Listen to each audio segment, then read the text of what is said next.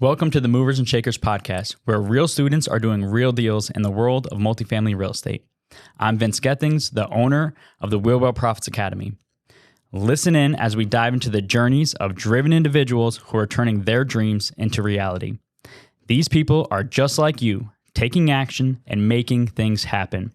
If you enjoy the show, please like, subscribe, and if you're ready to take action, check us out at wheelwellprofits.com to learn more about our incredible community.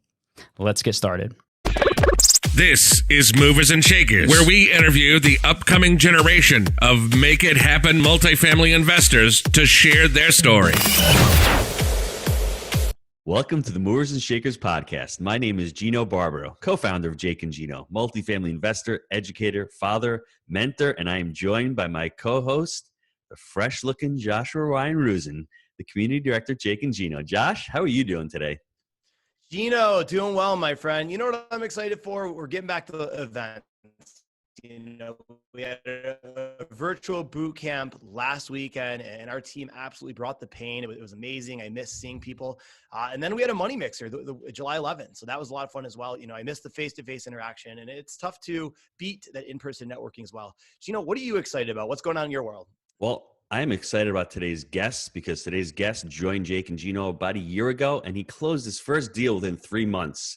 And that was exciting because he's from Jersey, out of market. All those limiting beliefs were crushed, and that was just an excellent story. So, Josh, I want you to introduce today's guest. Today's guest is Jason Bass. So he's currently residing in New Jersey with his wife and daughter, and is actually expecting his second kid in October. He's been employed in the power industry for the last 12 years and is currently working as the operations and maintenance manager at a power plant outside of New York City. Jason joined the Jake and Gino community after the passing of a family member changed his outlook on finances and life. He became a member of the community in April of 2019 and has since closed on 2 deals totaling 32 units with his partner in the last 11 months. Welcome to the show, Jason. Thanks, Gino. Josh, appreciate it. Appreciate you guys having me on. So, Jason, I want to jump into that story of what changed in your mind when your family member passed away. I think my father passed away in December of 2018. And after he passed away, he had just retired the year prior. So he was 64. He ended up retiring from he had his own scale business. He retired from that. And then within 8 months after that, he ended up getting diagnosed with a rare form of cancer and passing away 8 or 9 months after that. So my outlook on life was changed because he worked his entire life to get to that moment of retirement where everyone says, like, these are going to be your golden years from 65 to, however long you live after that. And I felt that really is not what I want to do with my life. I don't want to work for the next 30 years and then be snuffed out right at the end for all my hard work and, have no time to enjoy it, 65 and on. So my goal has changed to try and retire in the next 5 to 7 years from my current job. And I think the best way to do that is through real estate investment. So how did you find the Jake and Gino community? I mean, what were you looking for? Were you looking for single families? Were you looking for multifamilies? What attracted you to the multifamily space? So originally, so my wife and I sold our house in October of 2017. So we had purchased our house right before we got married for $240,000. We invested about $60,000. We ended up selling it, making a profit of, just over $100,000. And at that point, we were looking for somewhere else to live. So we ended up purchasing my in-laws' house, but we wanted to do a renovation. And I was, we could do it with the money that we had. It wasn't gonna be a big deal, but then that would be everything we had. We'd have nothing left. So then we would just be working to, live in a house. Couldn't do vacations, couldn't, go out to eat. It would just be very tight. So I started looking around for ways to invest that money and came across Bigger Pockets, started listening to podcasts. Listened to the first podcast with you and Jake, where you guys are out buying multifamily properties. I think that same podcast, Jake was trying to cut down a tree right after it. So you guys are all ripping and ready to go for that. I just kept listening to the podcast and I ended up finding your podcast, started listening to that. And then I ended up setting up a call for, to find out what the Wheelbarrow Profits group was all about. The rest is history. So what problems were you experiencing before joining Jake and Gino? Like, what were your limiting beliefs about multifamily and about real estate investing in general? I think everyone kind of starts out the same way where they don't really know what they want to do, right? So you Mm-hmm. can hop on LoopNet or Crexy and you can look at student housing or multifamily or self-storage, and there's no real clear path forward. There's no real goal, right? You're just like, oh, I just need to make money and I'm going to do it, by Mm-hmm. investing in real estate. So it's, for a little bit, we were looking at student housing in New Brunswick, Rutgers University is right there. So it's, it's a pretty good area to invest. But like, I didn't really know anything about it.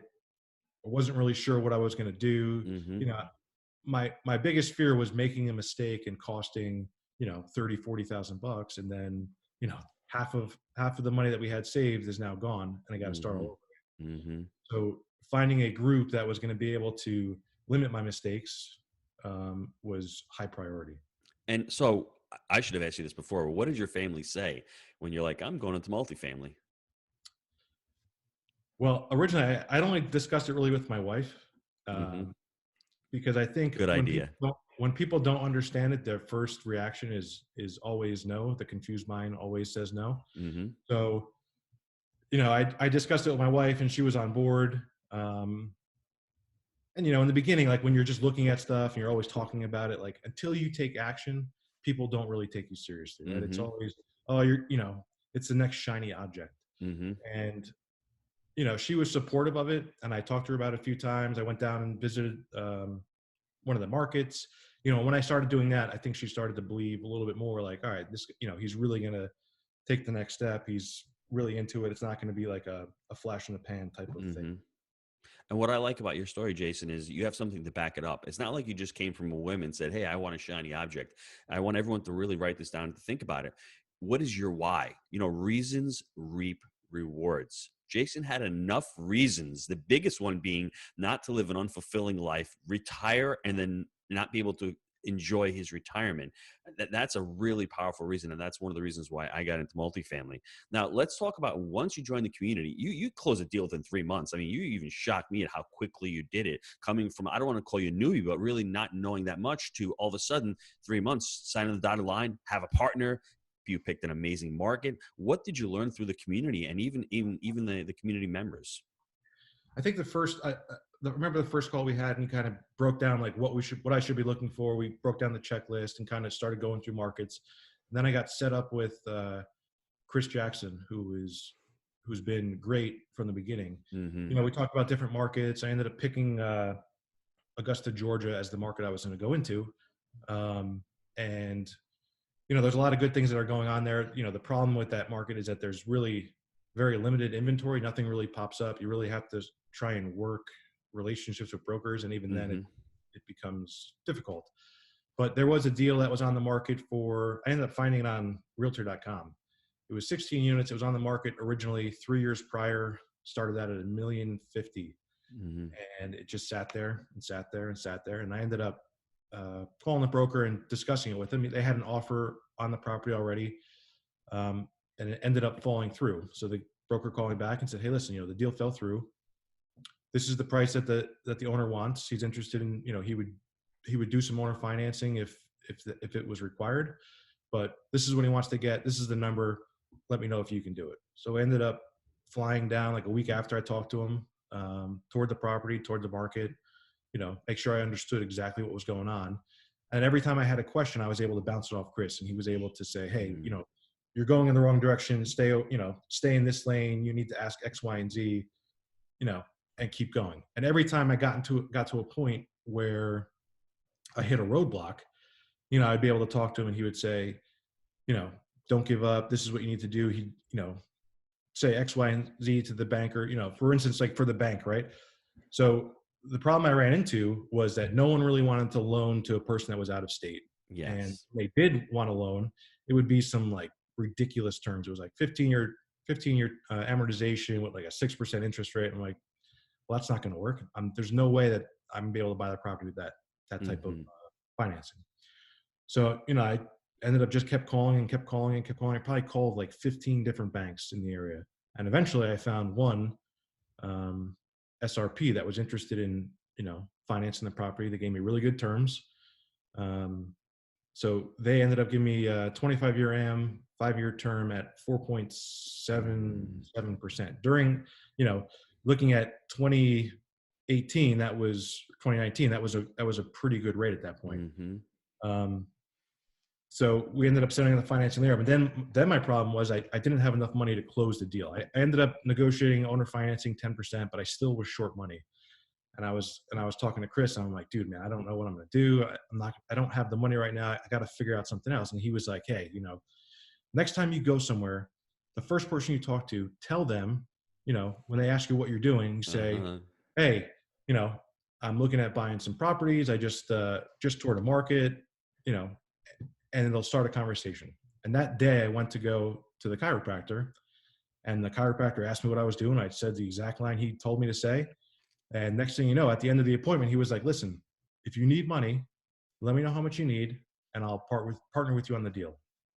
And that is my current partner that closed the first deal. And we just closed another property in Charleston. Wow. And if I didn't have Chris pushing me and telling me, giving me different advice on what to do, I probably would not have closed that deal. I probably would have just gave up because, when things get tough, people get discouraged. And he was able to just keep me going. I love that. So there's a couple things. I remember getting on the phone with you a couple times. You texting me about the deal. It's around a $700,000 price point, discussing owner financing, all the different ramifications, pushing you to go to the multiple banks and saying, no, that's not what it is. I mean, if you go out there and you look, and I mean, I remember a lot of the text communications coming through.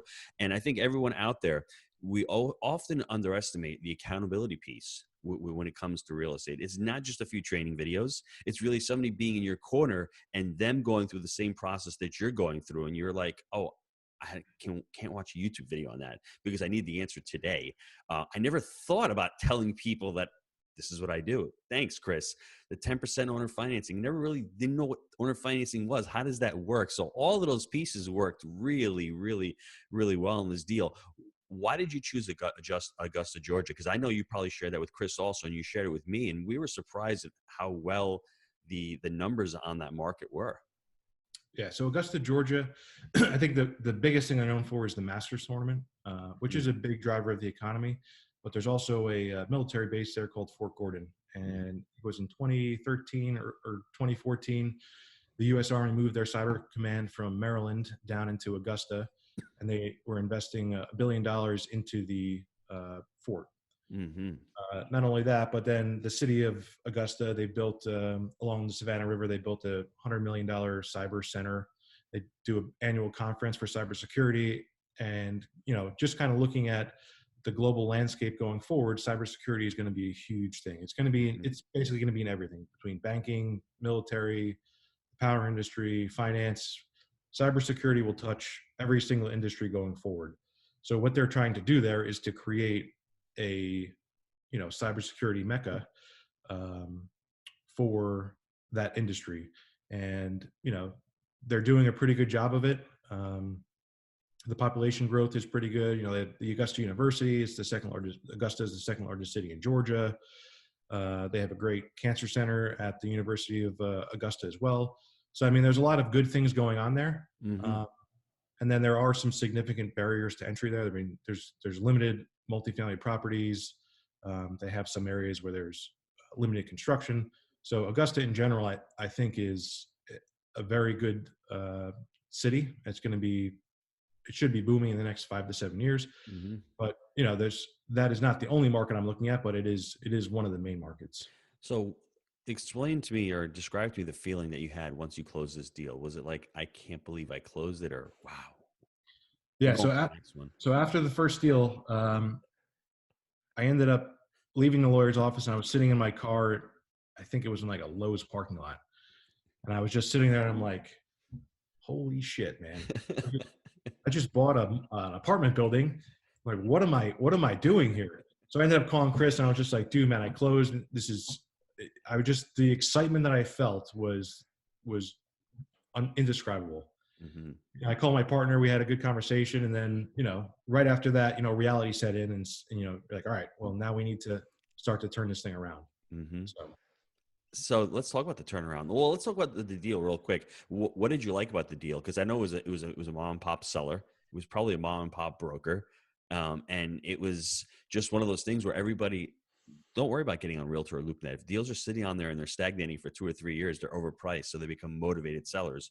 So Jake and Gino, we teach the students, we teach our community, look for that mom and pop. There needs to be motivation in that. And also stay persistent, because that deal, just because it goes on the contract doesn't mean it's going to get closed. So Jason has done so many of the right things to get that first deal. So what did you like about that deal?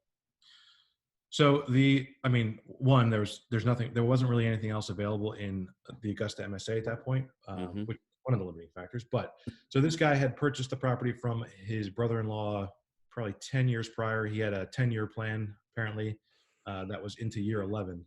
So he just wanted to get rid of the property at that point. He wasn't interested in it. He didn't oversee it very well. I mean, the management company that was there prior, they weren't really doing a great job. So I ended up finding the original listing. It was when he purchased it from his brother-in-law, it was on LoopNet. So the original listing, the average rent there was $580. And when I ended up purchasing it, the average rent was still $580, 10 years later. So, I did a bunch of research on apartment buildings in the area. I created a spreadsheet trying to figure out comparing size to unit to type, and kind of figured out where we were going to fall within the rental range. So we were basically at that point, we would be able to rent the units for $695, and the average rent was basically $580. So there was $115 of upside rental potential there. And it wasn't really, we didn't really have to do a crazy amount of work. We put about $50,000 into the property, and the majority of that was exterior cleanup. I mean, they had a landscaper that was going there monthly, but if you went there and looked, it looked like there was nobody there for years. There was just piles of leaves everywhere. So we did a good cleaning of, we did tree trimming, clean up the property, and it looks, night and day from what it was. So just seeing the potential that there was mismanagement right off the bat, being able to put in, some CapEx, clean up some of the deferred maintenance was another key. And then,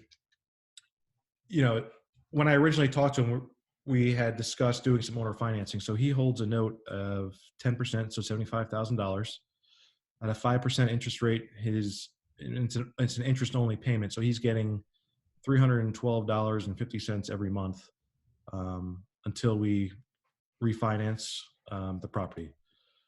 So we ended up putting down another 15% or so on the property. So our payment originally was, we had gotten a 25-year amortization, 5-year term, and a 4.77% interest rate. And then there was 18 months of interest only on the property as well. All right. So we ended up closing the property with roughly $125,000 out of pocket. So, I mean, for what we're making there monthly, the return is somewhere in the neighborhood of 10 or 11% cash on cash at this point. That's awesome. And what is your plan to do? Are you planning to refi the deal out, pay off the note, and just continue to cash flow? So we were looking originally to refinance the property just before COVID hit. And then COVID hit and kind of threw everything in a tailspin. So when I was talking to the bank that we use, we had discussed refinancing. He was like, listen, right now is not really a great time to refinance. He's like, what I could do for you is for $500, we could just do a rate swap. We'll take you from 4.77% down to 3.31%. Oh, right. I was like, all right, for $500, we'll do that, because the first month we're saving $700 just in interest. Yes. Everything else stays the same. The remaining IO will burn off. There's no prepayment penalty. So, I mean, at that point I was like, yeah, we'll do that. That's a winner for me. Wow. That is awesome. So this next deal that you have, how did you find this next deal? Where did you get the financing for it, and what did you like about it? So the other aspect of the Jake and Gino, which is good, is the accountability pod. So this deal I ended up getting from a broker who I was introduced from somebody that's in. So Alan Z is a member of our accountability pod. He ended up calling me giving me this guy's information for a different property that he was working on. So I initially talked to the guy. We made a couple offers on different properties, didn't get anything, and then right when COVID hit, he had this 16 unit in North Charleston that was under contract by somebody else. They had it under contract for 805.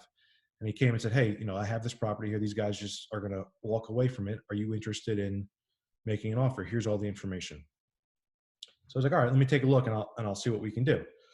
So we ended up making an offer at 700,000. The owner accepted it. This is the same thing, right? So this gentleman and his brother inherited the property from an aunt. They're absentee owners. They don't pay attention to it.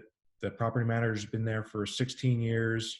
And, I could send you some pictures of it, but I mean, there's toilets outside. There's trash outside. I mean, I love that. That's my kind of property. Yeah. It was just a disaster. Mm-hmm. So, we made an offer. They accepted it at 700,000. We did our initial inspection. We found a bunch of things that weren't portrayed to us in the beginning. They had said that one of the buildings needed a roof. We were okay with that. But our initial CapEx budget went from 100 to roughly 300 grand because there was so much deferred maintenance that needed to be done. Mm-hmm. So we ended up, I ended up having a call with Chris and saying, hey, listen, man, I have a list of $50,000 of deferred maintenance that I want these guys to pay for. Can you give me some tips on negotiating? He gave me some of his quick hitters. I ended up having a phone call with the owners and we ended up getting a price reduction of $40,000. We ended up purchasing it at $660,000. The bank is going to fund the full amount of CapEx, so the full $300,000. Yes. And we only had to put down 8%. So we only had to put down $60,000 to buy this property, because when it initially appraised, it appraised at 750 grand, Mm-hmm. and the bank was okay with us just getting down to the 20% from that number. So this is another one of those deals, everybody. It's too good to be true. There's no deals out there. And that's, I know Josh is chomping at the bit, but before Josh says anything, what Jason is referring to in the accountability pod, we have accountability pods in the Jake and Gino community where we have a head leader of the pod. It's a mastermind group. And then we have other pod members. They're usually very small, between 4 and 5. They're really targeted for the students who really want to get that extra accountability, that extra touch point. You have your accountability coach, you have your deal expert coach, you have myself, you have the weekly lessons. This accountability pod is, okay, let's get on every 2 weeks or once a month, however it is, and we hold each other accountable in these accountability pods. Jason, are you looking at deals? How many deals did you look at? How many deals did you underwrite? How many brokers did you call? Have you done your homework? Do you need any resources, sharing resources, and just getting on, even during this COVID times where you're a little depressed sometimes. You get some bad news, but then all of a sudden you get on with Alan Z. Big shout out to Alan Z, by the way. And you're pumped, right? You get off the call and you feel like doing work. You're not feeling, oh, there's no deals out there. Or you know what? Someone sends you a deal. Or if you're looking to raise capital, one of the members in there may know people who have that access to that capital. So the accountability pod is exciting to me because I started with 1 year ago. I wholeheartedly believe in it because I want to get on the call with people who are as excited as I am, who are trying to do the same things for me. So big shout out to Alan Z. Josh, what you got, Josh? All right, Jason. So here's what I want to know. I can guarantee there are a lot of listeners that were very similar to you early 2019, right? You work a lot of hours. Your backyard is not the best spot to invest, and you don't have millions of dollars like many in your bank account. So if you could go back into yourself or people that are in that position to where you were early 2019, what advice or pieces of advice would you give to those people?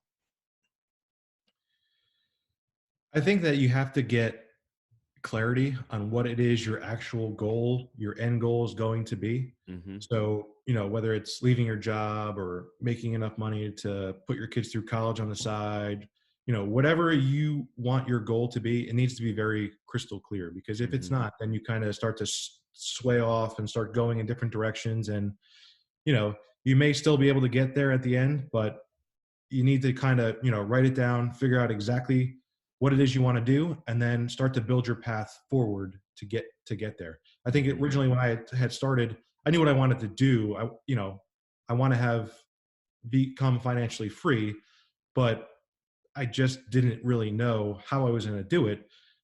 And I was kind of just all over the place. And when you start doing that, you lose track of your goal, or you can lose track of your goal. Mm-hmm. And, it can take you double the time, or you may just give up and quit because no one's really taking you seriously because you're not really focused enough. Josh, I want everyone to go back and listen to what Jason said, because that is the key to success in multifamily, in any endeavor. If you don't know what you're doing or why you're doing it, you're never going to figure out how to do it. That's really, really important. And that's for me, when I first started out, all I wanted to do is make a couple $1,000 so I could pay for my kids' college. And I was playing small ball. Why do I need to play small ball? Why does Jason need to play small ball? In 5 to 7 years, if Jason does one deal a year for the next 5 years, he's going to hit that mark. But I know that now the momentum that he's built and the relationships that he's created and the education that he's got, I mean, he's speaking as if he's a multifamily professional investor. He's identifying as one right now. He's talking about cap rates. He's talking about barriers to entry. He's talking about repair credits. He's talking about negotiation. All these things you learn during the journey, and he's just done it a lot quicker because he's really, really locked in and he knows his goals. So those are all important metrics, Josh. What else you got, Josh? I love it. No, I think those are really great. And actually, I'm going to give you guys a powerful example that illustrates why a why is so powerful. So, all right, Jason, I'm going to give you an example here. So let's say I have a balance beam, and let's say it's 6 inches off the ground, and let's say it's a 4-foot balance beam. Would you walk across that balance beam for $1,000? Yes. Okay, now let's take that same balance beam and let's put it on a New York City high rise, right? We're 90 stories up. Still it's 4 feet. Would you walk across 2 buildings for that same $1,000? No. Okay, now watch this. It's not going to work for me. Yeah, so let's say your family is in the other building on the other side of that high rise, 90 stories up, and that building is burning down. Would you walk across that balance beam to save them? Yeah, you'd have to. There's no way you let them go like that. So the only thing that's changed in that example is why you're doing what you're doing. So when you have a strong enough why, that persistence will overcome any resistance or any hurdles that you hit in the road. And I agree with you 100% on everything you said on that, right? Having the clear and defined goals of what that looks like. And then also figuring out the vehicle that you're going to get to use that or to hit those goals. And also, I think you did a really good job of illustrating there are 2 ways to learn this business, right? The school of applied knowledge or the school of hard knocks. And as you pointed out, the school of hard knocks, it can cost you a lot of lumps and bruises, right? It's much cheaper to learn through someone else's mistakes, right? And finding the right person to learn from. So I think there's a lot in there. Before we cut to a break, anything to add to that, Jason? No, I mean, I think that what else is important is to always continue to make, whether it's small pieces of action every day, but constantly building on your education. So I would compare it to like planning a trip, right? If you could read a million books on real estate, but if you never take action and you never put any of your knowledge into play, you're going to be in the same spot. You're never going to leave. You're never going to leave your driveway. You're always just going to be sitting there. Mm-hmm. At some point, you need to throw the car and drive and just take off and go. Mm-hmm. I agree 100%. And Josh, if you were in that burning building and I had to walk over that balance beam, bro, I would fly and grab you, bro. I would not let you go down. So my boy's coming. You know what I'm saying? If I gotta have to plunge 90 stories to try to save your ass, bro, I'm in all the time, 100%. So won't let you go. Everybody, before we go to the break, we'll take a quick break, but just let me leave you with this before the break. If it makes you money, it costs you nothing. Just remember about that. You're not choosing to spend money in your education. You're investing in your education. And that's the difference. And that's the reason why Jason's so successful. So let's take a quick time out to hear from our sponsors.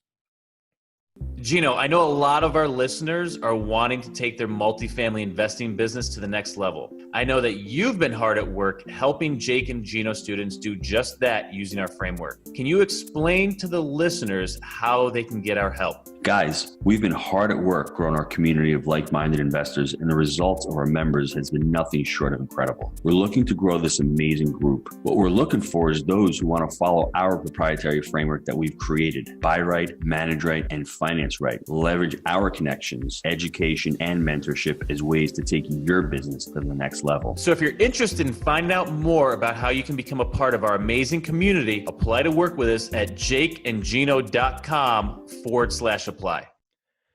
All right, Jason, I got some short answer questions here for you. What's your favorite book you've ever read and why? So my favorite, well, there's a couple, but my favorite book would be Band of Brothers by Stephen Ambrose. So it's a book about a company in the 101st Airborne during World War II, basically taking them from their day-to-day lives, getting thrown into training camp, and then jumping into Normandy and trying to survive through, the end of World War II. As far as business goes, I just read Extreme Ownership by Jocko Willink. And I think that book really puts life into perspective, right? So when you're sitting here, if I'm sitting here and I'm having a problem, with a real estate deal or something small in my life, you can go back and look at those guys that, put up the ultimate sacrifice and had to be under extreme stressful conditions, being shot at or, having bombs blown up. Like, you put that in perspective in your daily life, like your problems really aren't that big, and that you can break those down and tackle anything just by realizing what other people have sacrificed in their lives. So that Band of Brothers is on HBO too. I saw the movie, and it's ironic that now millennials and young kids are too scared. They don't want to learn about World War II. Meanwhile, our ancestors actually fought there and got blown up at the Battle of Bastogne and all those other places, freezing in the wintertime and not knowing when the next meal is coming. And nowadays, we're afraid to even relive the past, which is pathetic. And that book by Jocko Willink, like, the two words you need to remember is prioritize and execute. And that's what Jason did. He prioritized his goals, his skills, and he prioritized the market. Then he went down and he prioritized how to create the capital, and then he executed. So well done, bro. Thank you. Well, yeah. All right. What about your best habit for success?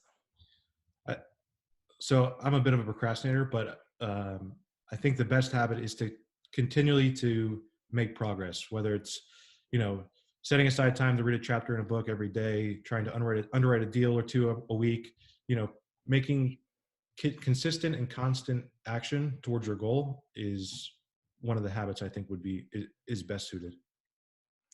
Love it. All right. So there's been some really good golden nuggets in this episode. Gino, I know you got a bunch for us. Let's hear what you got. So 2017, Jason decides to sell his house with his wife. They make $100,000.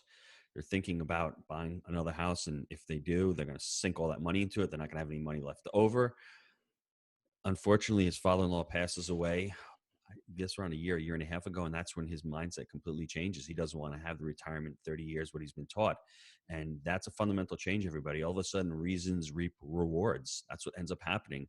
And he goes out and he joins the Jake and Gino community in April of 2019. Struggles a little bit in the very beginning because of all the limiting beliefs that we all have. You can't invest in the market. I don't have enough capital. But he partners up with Chris Jackson. Big shout out to Chris Jackson, who's an amazing coach, an amazing investor, and as Josh likes to say, an amazing human being. And he's just a great role model. He's a great person to bounce ideas off of and to really help you out because he's been down the road, right? When you've been down it, success leaves clues, and Chris has been down that road, and he helped Jason pull off his first deal in 3 months, a 16-unit deal. The biggest golden nugget, Josh, that I can give in this whole entire story is don't be afraid to ask and let people know what you do, right? And also that education times action equals results. There's been so many in this podcast talking about getting clarity also and knowing what your goals are and knowing that just continuous action and continually getting better and continually surrounding yourself with amazing people will end up getting you the amazing results. Josh, what you got? All right, I got two quick lines that I thought were really impactful. One, Jason, when you said a confused mind says no, I thought that was really good. And then also you alluded to action separates the dreamers from the doers, right? When you were saying, hey, a lot of people talk about it, right? They want to lose weight. They want to create wealth, but they're not taking their actions. Don't say that. They're not congruent with it. So those are two things that really, really stood out to me. And then Jason, real quick, how can the listeners get a hold of you? You could reach me on my cell phone. It's 908-296-5212, or you could shoot me an email at jasonbass9696@yahoo.com. Boom. Well, Jason, listen, I want to thank you for being an amazing guest on the show and sharing your movers and shakers story. Now, guys, if you want to be the next movers and shakers guest, email me, josh@jakeandgino.com. And listen, if you love the show, please leave us a review. And until next time, let's make it a movers and shakers week. See you, everybody. Thanks, Jason.